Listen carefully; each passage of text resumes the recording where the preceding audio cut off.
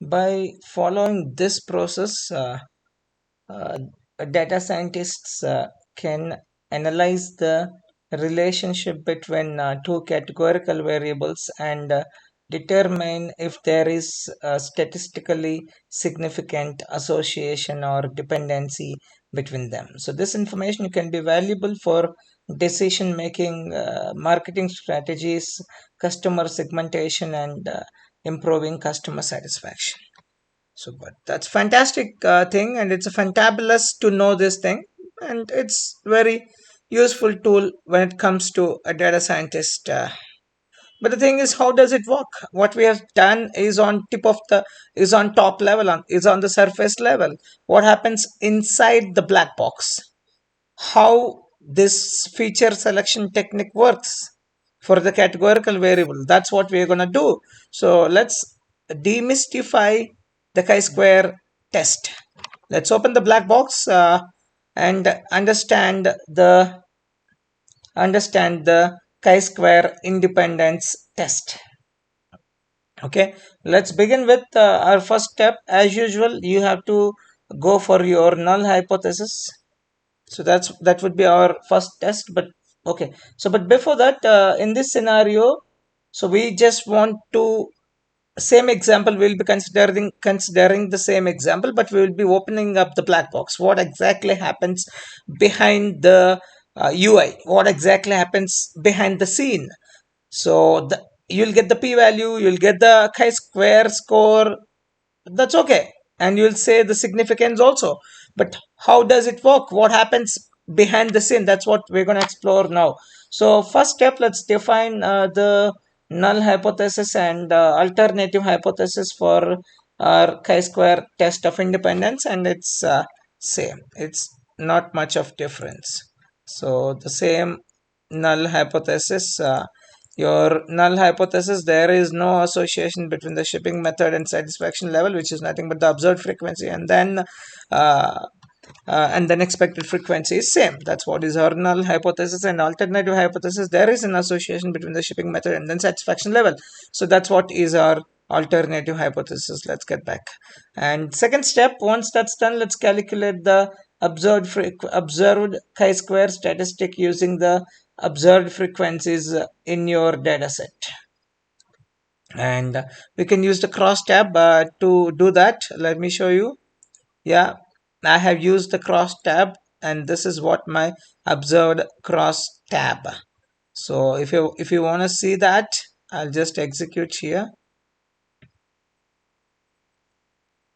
Observed cross tab, and so this is what is our observed cross tab.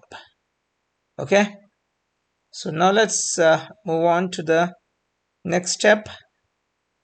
The third step is to simulate the sampling distribution by repeatedly generating random data sets that adhere to the null hypothesis. For each simulated data set, calculate the chi-square statistic, and that's what we are gonna do now. So if you look into the code, so I have gone for 1,000 resamples or 1,000 simulations. So it's nothing but the 1,000 resamples, and I just appended each sample into total. I have taken n samples, and I have calculated the chi-square score for each sample, and I have appended that each chi-square score into chi-square simulations. Okay, so that's what is the piece of code here. So now what I'm gonna do here is let me say print randomized cross tab, and here I'm gonna print chi-square simulated, and let me execute, and here it is, a fantabulous. I think we have taken 1,000 samples.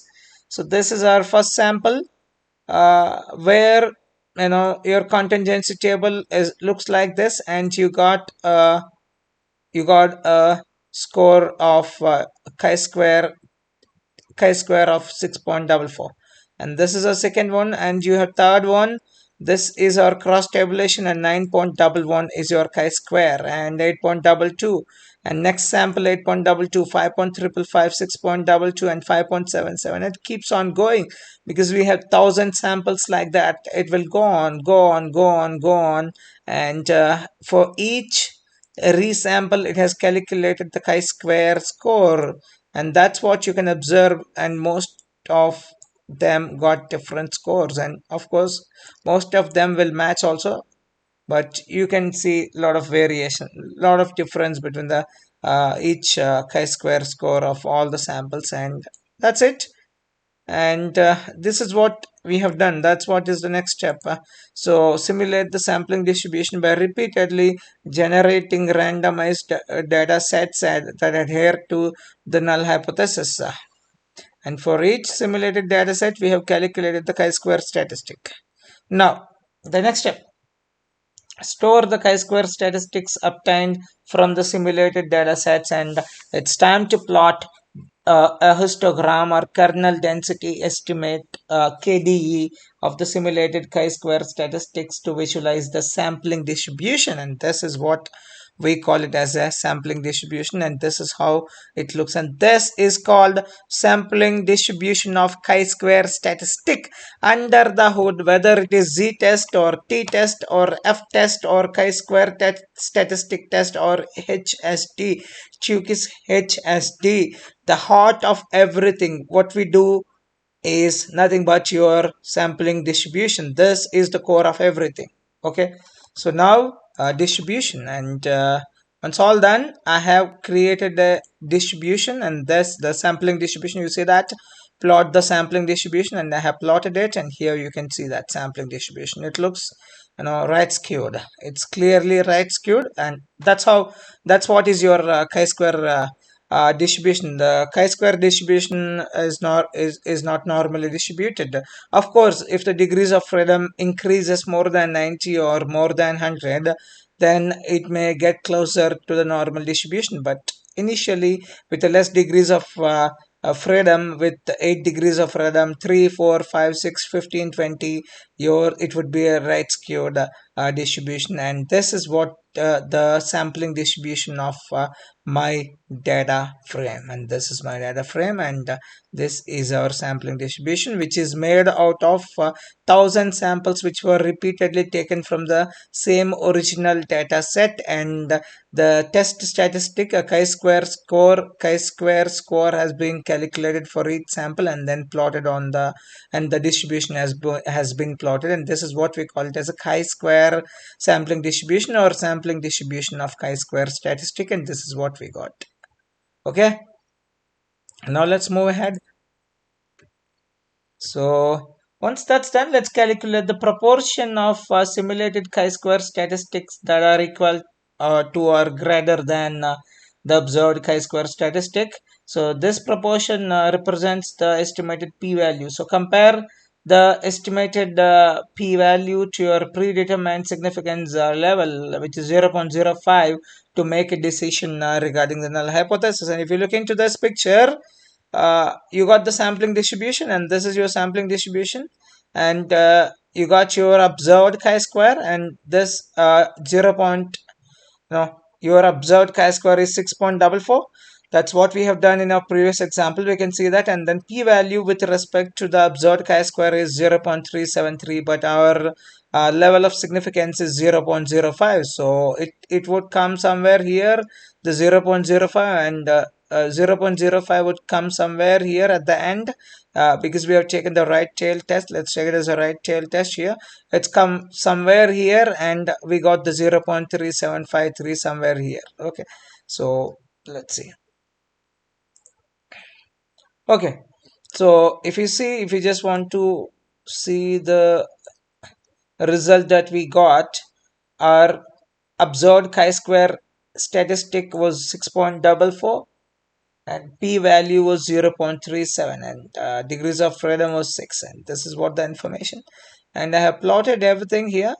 You can see that this is the 0.3753 and our level of significance is 0.05.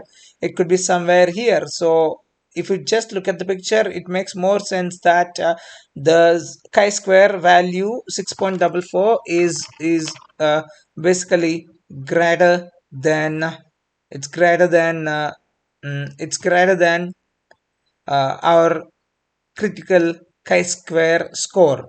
And even if you look into the probability, p-value is 0.3753, whereas your level of significance is just 0.05. So 0.375 and 0.05, and it's greater than that. So that's the reason we fail to reject.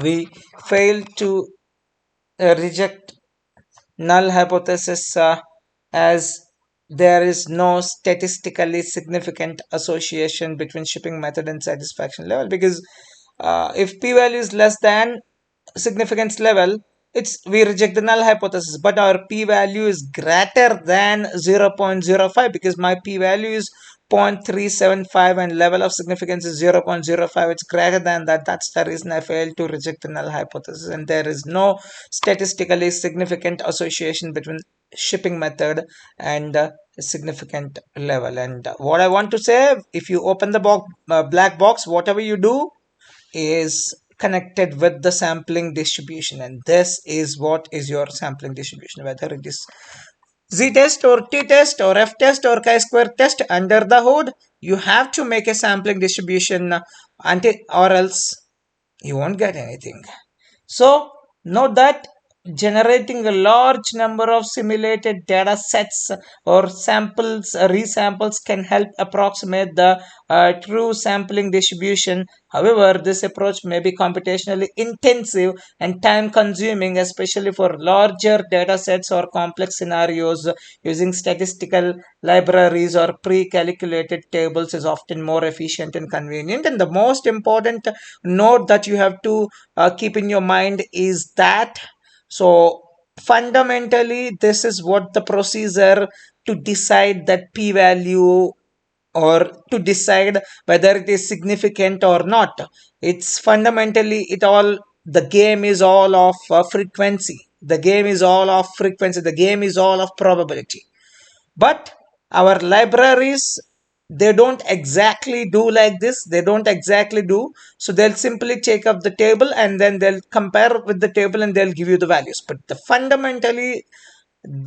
fundamental mechanism, the foundation of this, where the whole statistical significance stands, is simply nothing but your sampling distribution.